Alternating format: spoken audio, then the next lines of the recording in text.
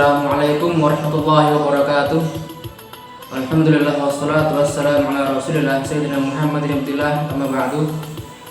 Kita lanjutkan yang kemarin.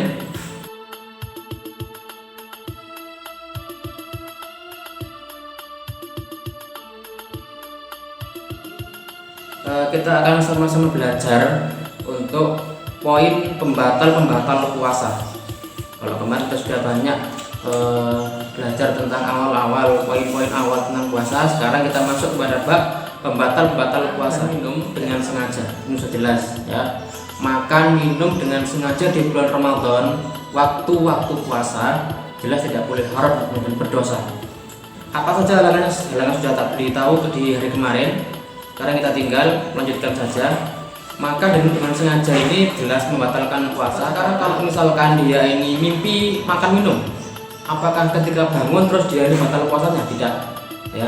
Ketika dia mimpi waktu tidurnya siang hari, capek dari habis kerja misalkan, kemudian dia ini mimpi makan sampai kenyang, sampai dia ini wis pokok enak lah perutnya itu. Pas bangun dia ini merasa enak badannya, semangat. Memang mari mimpi makan minum, apakah saya ini batal puasanya? Enggak ya, karena dalam mimpi dan tidak sadar. Terus juga misalkan dia ini sedang dalam keadaan nggak tidur atau dalam keadaan dia tetap bangun seperti ini, kemudian siang hari ini dia makan minum sampai kenyang di bulan Ramadan.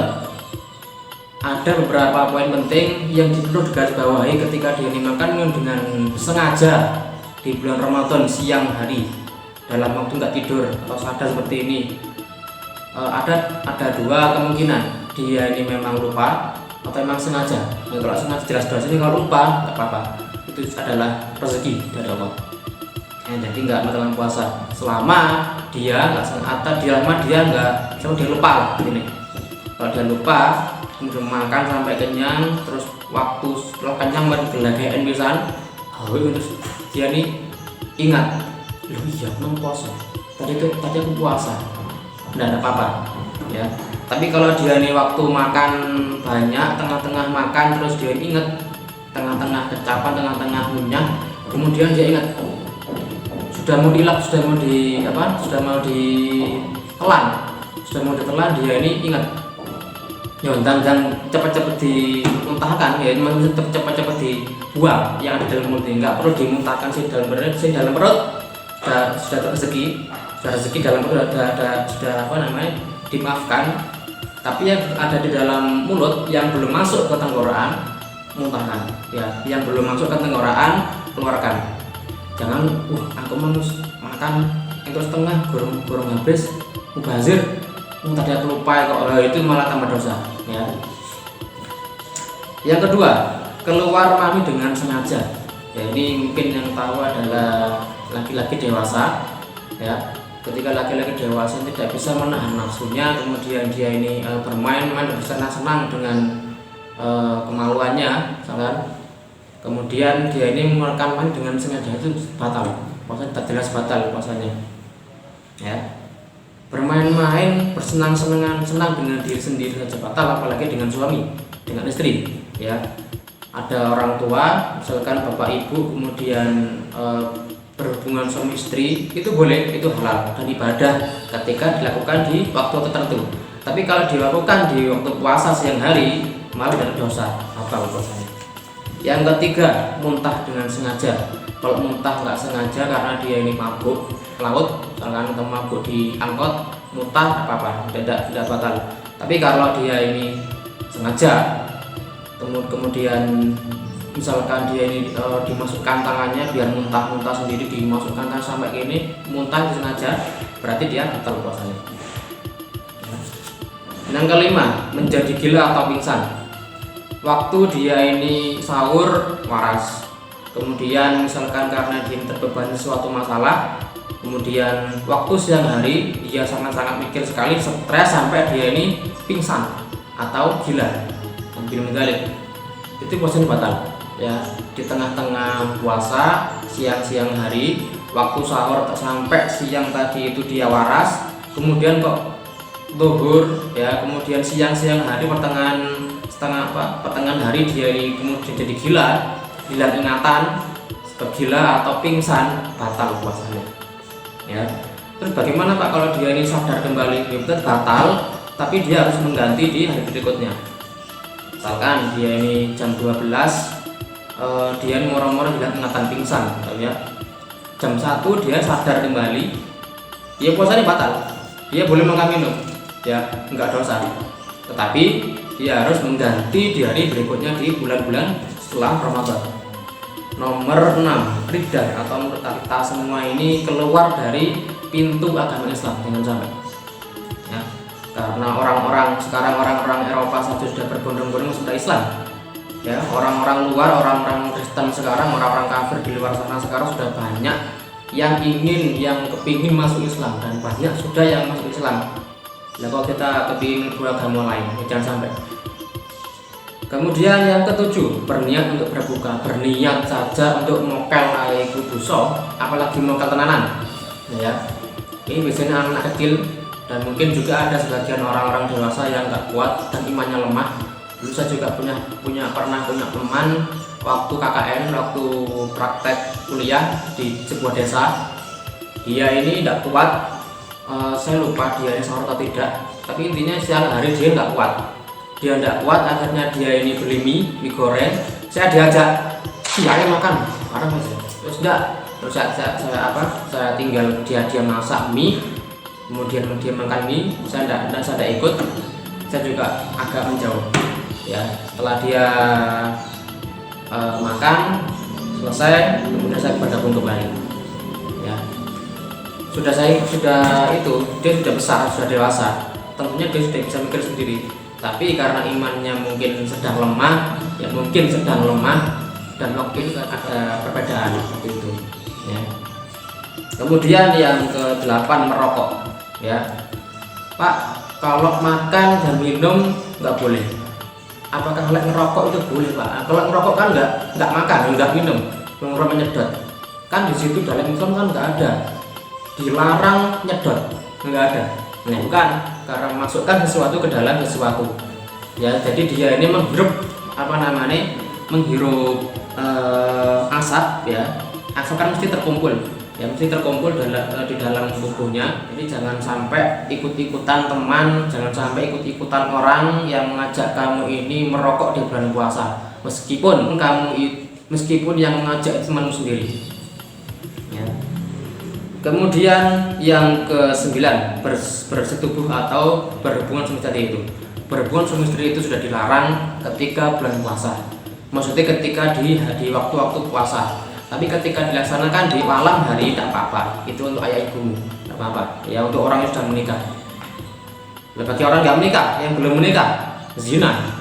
Meskipun di hari normal, meskipun di hari-hari biasa tetap dosa. Apalagi dilakukan di bulan puasa, double dosanya. Jangan sampai seperti itu. Nah, terus bagaimana Pak kalau ada orang suami istri, ya, yang kemudian dia ini tergoda nafsunya, terpancing nafsunya, kemudian dia berhubungan istri di siang hari, puasanya batal dan wajib untuk mengganti di hari bulan berikutnya setelah Ramadan. Juga dia diharuskan untuk membayar kafarat, membayar istilah kasaran itu denda, dan dendanya berbentuk dengan dia membebaskan seorang budak. Tapi karena sekarang ini budak sudah tidak ada, yang ada itu pembantu, ya tentu sudah tahu kalian semua budak dan pembantu beda. Kalau budak itu bekerja tanpa ada timbal balik, kalau pembantu masih ada, kalau pembantu dibayar, kalau budak tidak. Ya. Kalau misalkan sekarang kan nggak ada budak, ya, apa ada solusi lain? Ada solusi lain, yakni opsi yang lain. Pilihan yang lain adalah dia ini dengan berpuasa 2 bulan berturut-turut, ya, berpuasa 2 bulan berturut-turut, nggak ada bolong-bolongnya. Apakah kalau bolong terus lagi? Ya, kalau bolong misalkan dapat 30 hari, masuk ke hari 31 dia ini batal puasanya, balik meneh. Nah, itu makanya apa? Ya, balik meneh mulai lagi. Kalau batal lagi, balik ke hari pertama lagi, gitu loh. Jadi berat. Nah Pak, kalau misalnya seperti itu nggak mampu, ada opsi lain lagi. Kalau dia tidak mampu berpuasa 2 bulan berturut-turut tadi itu, yaitu dengan memberi makan 60 orang miskin.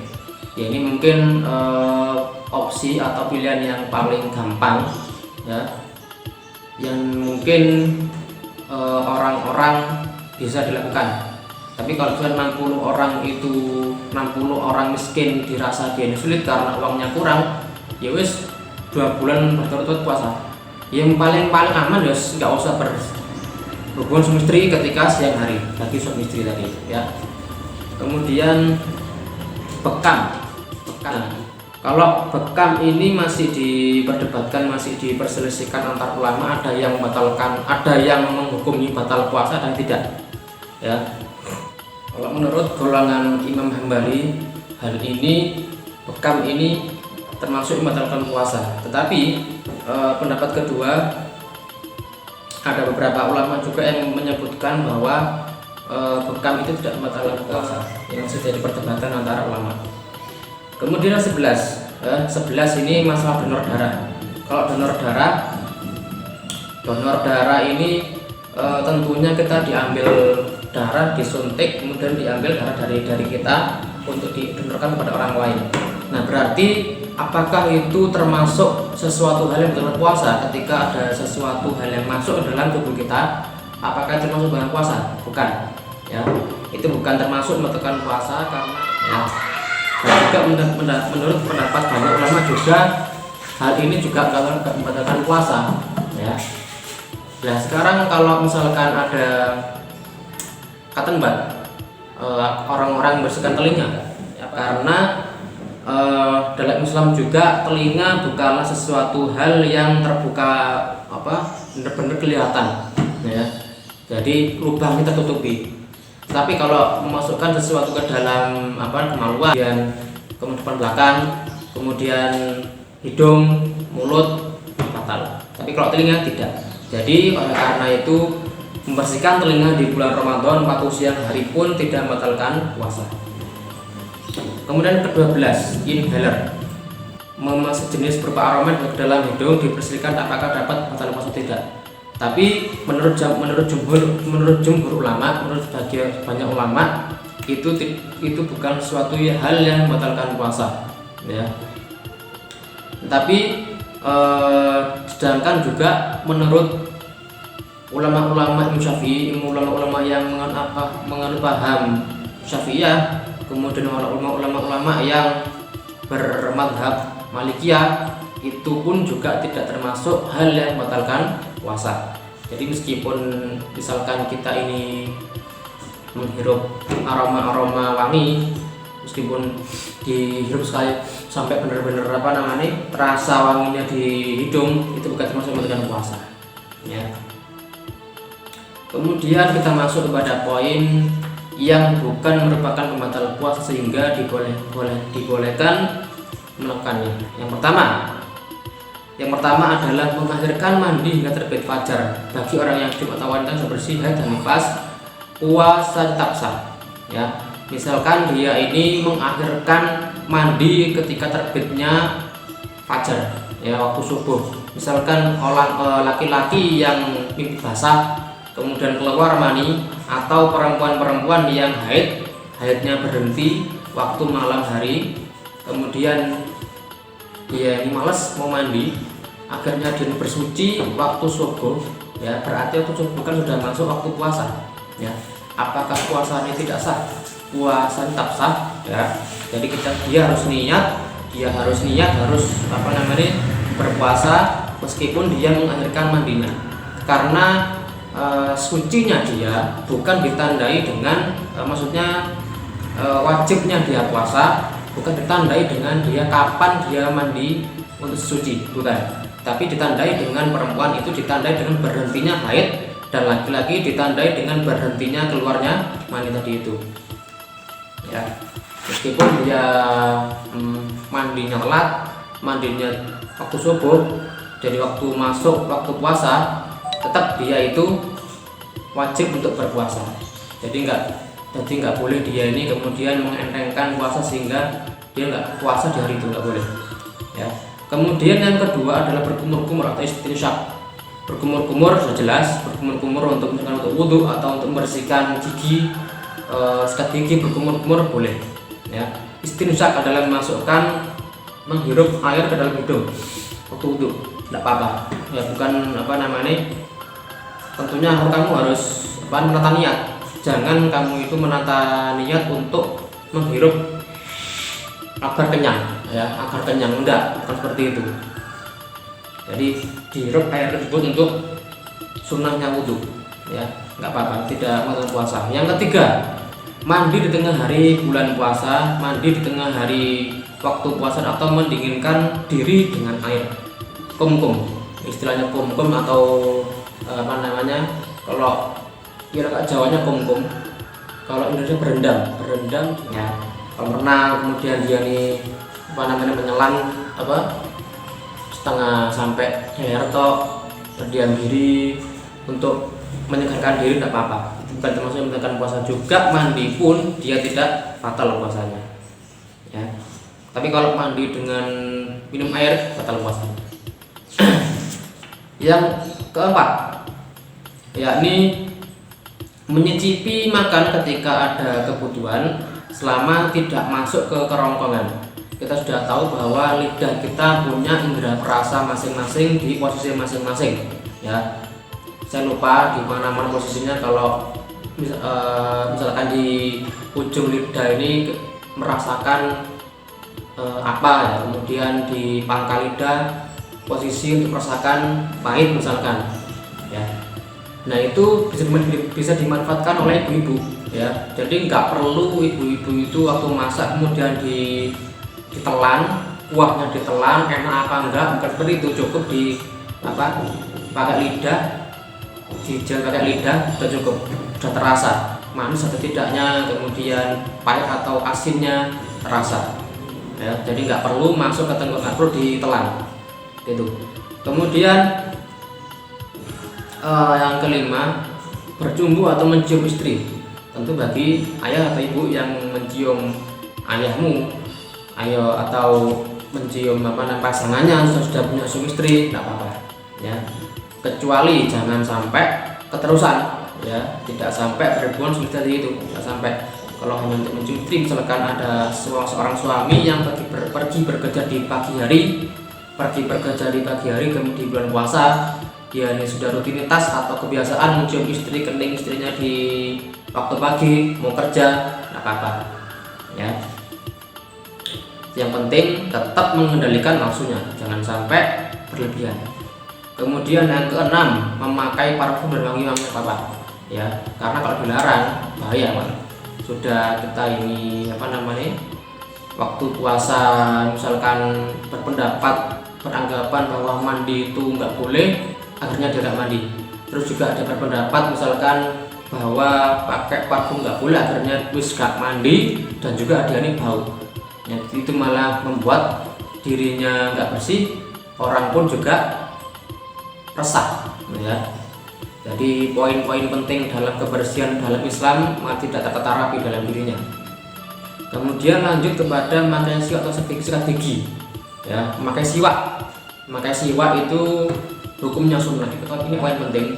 Siwak itu tidak harus pakai kayu yang biasa dibuat siwak, itu enggak harus seperti itu. Kalau misalnya kita nggak punya, kita belum beli atau kita tidak punya kayu yang kecil untuk siwak itu nggak punya, cukup dengan baju kita yang ujung ini dibuat siwakan seperti ini. Kalaupun ada siwak, misalkan ada siwak, saya contohkan seperti ini, ada siwak misalkan, kita megang siwak itu juga ada tuntunannya, ya. Kalau misalnya seperti ini, orang-orang seperti ini, tidak apa-apa, tapi ada tuntunan sendiri seperti ini, ya. Jadi ini misalnya siwak, nah seperti ini posisinya, ya. Ini dimasukkan di sela-sela tangan seperti ini, kemudian dipegang dengan benar, bersiwak dengan angka 8 tidur seperti ini, ya. Jadi seperti ini, bukan siwak model aur-auran, bukan. Siwaknya pun juga diusahakan ketika beli siwak, ujungnya ini kamu pangkas, jadi enggak siwak yang benar-benar apa keras, bukan. Jadi ketika kamu pangkas ujungnya, jadi terlihat seperti gerigi-gerigi, seperti ikat gigi. Nah itulah apa namanya bagian yang bisa dibuat siwak. Jadi nggak terlalu keras, nggak buat gusinya jadi berdarah. Itu. Setelah pakai siwak dimasukkan ke dalam saku, kemudian dicuci bersih, pakai lagi ketika nanti mau sholat. Tuntun seperti itu. Kemudian masuk ke nomor 8, menggunakan celak atau sifat mata. Celak yang biasanya dipakai anak-anak kecil itu juga disunahkan untuk orang-orang dewasa, ya. Meskipun kamu sudah besar, tidak apa-apa celak. Itu juga membuat ya perempuan-perempuan tentunya membuat seorang perempuan semakin cantik, laki-laki semakin ganteng, dan juga membuat kita ini mendapat pahala sunnah, ya. Maka celak tidak apa-apa. Yang ke-9, menggunakan tetes mata. Nah ini tetes mata, kalau misalkan makan minum haram, dosa dan puasa batal. Tapi kalau kena air mata, maksudnya menggunakan tetes air mata, tidak apa-apa, tidak ada masalah, ya. Tidak menggunakan puasa, meskipun tidak setelah kita meneteskan obat mata di sini ada apa namanya rasa sejuk di dalam mata sini, tidak apa-apa, bukan sesuatu yang menggunakan puasa. Kemudian menggunakan tetes telinga juga tidak menggunakan puasa. Misalkan untuk membersihkan telinga terus diteteskan obat, apakah puasa batal? Tidak bikin batal puasanya. Kemudian makan dan minum 5 menit sebelum terbit fajar, ya, ditandai dengan adzan subuh yang biasa disebut dengan waktu imsak. Nah ini jelas bahwa waktu imsak, ulangi lagi, bukan waktu dilarang makan minum, ya. Itu waktu akhir untuk sahur, apa makan. Kemudian kita masuk beberapa poin yang dimakruhkan ketika puasa. Cepat. Yang pertama, terlalu dalam yang berlebihan dalam berkumur-kumur dan istinsyak, ya. Terlalu dalam berkumur-kumur sampai air masuk dalam kerongkongan, ini makruh, hati-hati. Yang kedua, puasa wisol, yaitu menyambung puasa selama 2 tanpa diselingi makan dan minum atau minum sama sekali. Yang jelas puasa dibatalkan dengan adanya berbuka puasa. Tapi kalau dia ini misalkan merasa kuat, kemudian nggak berbuka selama 2 hari berturut-turut, ya, sudah hari pertama dia ini nggak sahur, nggak buka, lanjut ke hari keduanya dia nggak buka juga, ya, itu makruh hukumnya, bukan haram, tapi makruh, mendekati haram. Jadi jangan berbuka. Nomor 3, menyicipi makanan tanpa ada kebutuhan walaupun tidak masuk ke kerongkongan. Nah, kalau tadi ada ibu-ibu yang masak kepingin mencicipi makan asin atau tidaknya, dicicipi tidak apa-apa karena ada kebutuhan. Tapi kalau tidak ada kebutuhan, misalkan kepingin nyoba-nyoba saja, iseng-iseng aja, ngeprank aja, nggak boleh, ya. Hukumnya makruh, mendekati haram. Yang keempat, berjumbu atau mencium istri atau suami bagi orang yang tidak mampu mengendalikan nafsunya. Kalau dia ini mempunyai hawa nafsu yang sangat besar, kemudian mencium istrinya, dikhawatirkan dia ini bertindak lebih dari itu, hukumnya makruh, dijauhi saja. Nomor 5, bermalas-malasan atau terlalu banyak tidur tanpa ada kebutuhan. Siang tidur, nanti sholat zuhur tidur lagi, masuk waktu asar tidur lagi, sampai menjelang maghrib kurang menit tidur meneh, engko ae lah pas adzan ae. Itu termasuk sesuatu yang makruh, mendekati haram, ya. Tidur bagus ibadah dalam bulan puasa, tapi kalau dilakukan secara berlebihan tidak bagus. Nomor 6, berlebihan dan menghabiskan waktu dalam perkara mubah yang tidak bermanfaat. Misalkan dia itu berlebihan dalam menghabiskan sesuatu yang gak manfaat, tapi boleh. Misalkan saya ambil contoh, sesuatu yang boleh itu adalah bersepeda, ya. Bersepeda dari Malang, dari rumahmu ke velodrome, boleh, nggak ada masalah kalau tidak ada lockdown, ya. Dalam hari normal, di bulan puasa normal, di tahun-tahun yang lalu misalkan kamu ini bersepeda, itu boleh, nggak haram, nggak sunnah, nggak wajib, boleh, mubah. Tapi kalau kamu ini berlebihan, sepeda ini berlebihan, sepedaan biasanya kamu ini mulai rumah ke velodrome, sekarang kamu kepingin nyoba dari rumah ke Surabaya, itu bikin capek, bikin haus, bikin lapar, itu hukumnya makruh ya.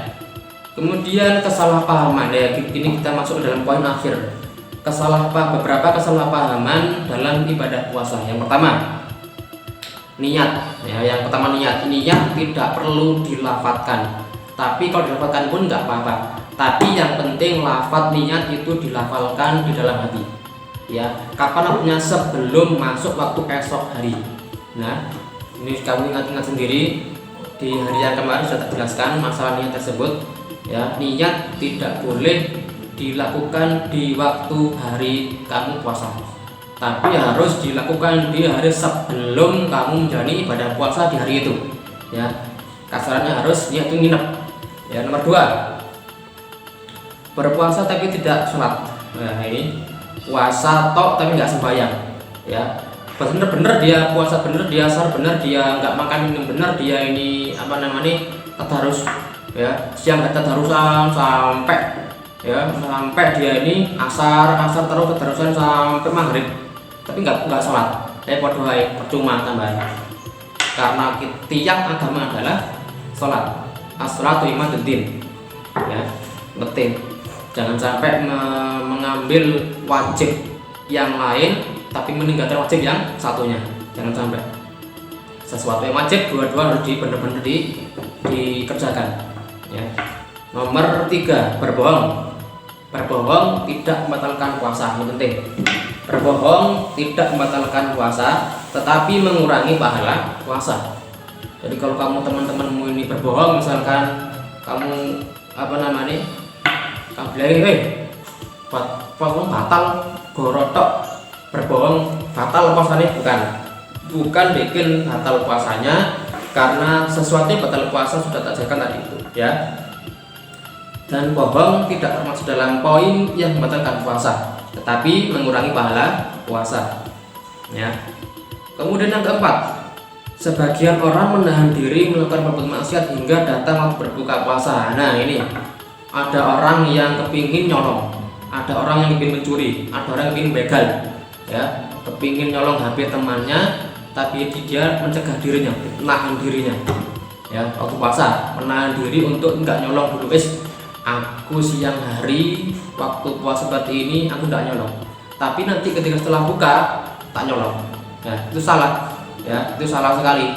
Jangan beranggapan bahwa ketika kamu ini nyolongnya di waktu setelah buka dosanya berkurang atau dosanya kecil. Jangan seperti itu. Tetap yang namanya maksiat, yang namanya perbuatan jelek yang dilakukan di bulan Ramadan, meskipun di bulan biasa dosanya sudah mungkin nyolong saja, mungkin begal ya, dosanya besar, apalagi dilakukan di bulan Ramadan. Jadi jangan beranggapan, sekali lagi jangan beranggapan bahwa kamu ingin maksiat, kepingin bertindak buruk, bertindak jelek ya, menunggu setelah buka. Salah. Tetap dosanya penuh. Lanjut ke dalam poin yang kelima. Tidurnya orang berpuasa itu adalah ibadah. Nah, sekali lagi tidurnya orang berpuasa itu ibadah. Tetapi hadis ini adalah hadis yang lemah, dhaif ya. Yang hadis yang dhaif. Ada dua jenis tidur di sini. Ada dua jenis tidur di sini. Ada jenis tidur yang berpahala, yang bernilai ibadah. Ada jenis tidur yang bernilai sama sekali bukan ibadah, ya, bukan ibadah. Yang pertama, tidur yang beribadah yang bernilai berkualitas tinggi adalah tidur yang dia berpikiran kalau aku bangun, kalau aku ini nggak tidur, takutnya malah nonton sesuatu yang tidak bagus. Kemudian nanti kalau tidur aku lapar, kemudian ingin tergoda mokel. Kalau nggak tidur aku ini malah ngerasani koncone, ngerasani tetangganya, biar aku tidur aja. Itu bagus, itu pahala, itu ibadah. Tapi kalau tidur kamu males-malesan karena kamu sudah main HP, kemudian malas tidur, ya, habis tidur bangun sholat tidur lagi karena malas, itu bukan termasuk ibadah.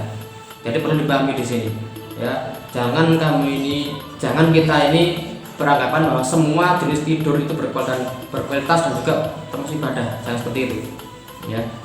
Nomor 6, tidak ada hadis Nabi Muhammad SAW yang menyebutkan bahwa berbuka dengan yang manis-manis, nggak ada ya, tidak ada hadis yang seperti itu. Tapi Nabi Muhammad menganjurkan untuk ya berbuka dengan kurma, itu memang ada karena beliau pun sendiri juga melakukan seperti itu. Tapi tidak ada hadis ya, tidak ada satu riwayat pun yang menyebutkan bahwa berbuka dengan yang manis-manis, itu tidak ada ya. Jadi perlu dibalik lagi, jangan menyebutkan berbukalah dengan yang manis itu ada hadis, bukan. Nomor 7 yang terakhir, tidak tepat mendahulukan berbuka dengan makanan manis ketika tidak ada kurma. Lebih salah lagi jika mendahulukan makan manis, ada kurma, ada apel, usahakan yang pertama kali kamu cicipi adalah yang kamu makan adalah kurma. Jangan mendahulukan buah yang lain, tidak berdosa, tapi lebih baik kamu ambil dulu kurmanya kalau ada kurma ya. Kemudian yang sesuai dengan anjuran Nabi, juga dengan sunnah Nabi Muhammad SAW adalah menegakkan berbuka dengan kurma. Jika tidak ada kurma, cukup dengan air minum ya. Nabi sama sekali tidak menganjurkan kita untuk berbuka langsung dengan es campur atau langsung dengan nasi ya, atau langsung dengan rokok, tidak. Tapi Nabi menganjurkan berbuka membatalkan puasa dengan kurma, tidak ada kalau nggak ada dengan air minum, air putih, itu aja ya. Ada pemakan manis ya, ada pemakan manis seperti melon atau permen atau yang lain, itu cukup tambahan aja. Tapi yang dikhususkan, yang diutamakan kurma ya, sehingga tetap dapatkan faedah makan manis itu. Nih, makan manis bukan untuk sebagai kamu itu melaksanakan sunnah, karena tidak ada sunnahnya. Makan melon ya, kamu niati untuk agar fisikmu kuat, dan juga faedahnya juga makan manis adalah menguatkan fisik kembali. Nah, itulah salah satu untuk makanan manis ya. Jadi tidak ada hadis tentang makanan manis, tapi makan manis termasuk sebuah makanan yang menguatkan fisik dan sangat-sangat bagus untuk kesehatan ya. Jadi sekaligus jangan dianggap berbuka dengan yang manis adalah sebuah hadis atau tuntunan atau anjuran ya, karena tidak ada sunnahnya, tidak ada hadisnya. Itulah poin-poin penting yang bisa kita cermati di bulan puasa kali ini. Meskipun bulan puasa kali ini sangat-sangat berat dan terus berbeda dengan puasa-puasa yang lalu, tetap kita harus jalankan puasa. Tidak ada lockdown puasa, tidak ada larangan puasa kali ini, karena puasa bisa dilaksanakan dimanapun berada, dimanapun kita berada. Di rumah saja bukan berarti kamu juga tidak puasa aja, bukan ya. Tetap puasa, tetap ibadah, tetap tadarus, tetap ikhtiar, tetap istiqomah, tetap doa. Sekali lagi, usahakan sebelum makan dibuka di waktu maghrib, di waktu sebelum berbuka puasa, sebelum kamu makan minum. Setelah adzan usahakan untuk menyematkan doa ya. Doa apapun yang kamu minta, sematkan semua, minta semua pada Allah, insya Allah dikabulkan ya. Terakhir, ini dari saya, kurang lebihnya kami mohon maaf. Bila ada salah-salah kata atau tindakan selama mengajar kalian di sekolah, ada hal-hal yang mungkin barangkali membuat hati kalian gak enak atau marah atau sumpah, saya sekali lagi minta maaf sebesar-besarnya ya. Saya harap musibah wabah segera berakhir dan sekolah bisa kembali lancar kembali, ilmu juga semakin masuk banyak, dan kita tidak ketinggalan ilmu-ilmu yang lain. Nah, Allahumma sholli ala Billahi taufiq hidayah. Assalamualaikum warahmatullahi wabarakatuh.